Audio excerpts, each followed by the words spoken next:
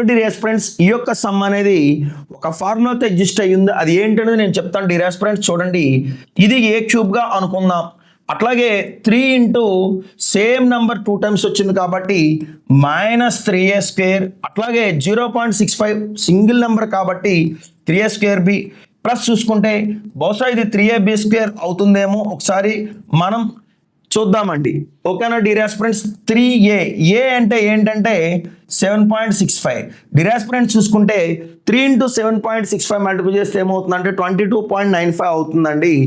Last step ఏంటంటే కనుక -b³ so a³ -3a²b plus 3ab² -b³ యొక్క ఫార్ములా ఏంటంటేనన్నా a-b³ ఏంటంటే అది a-b³ అంటే ఇక్కడ చూసుకుంటే 7.65 -0.65 ఈ బై ఏమవుతుందంటే డినామినేటర్లో 7³ అండి. డినామినేటర్లో ఏమవుతుందండి ఇక్కడ 7³ అండి.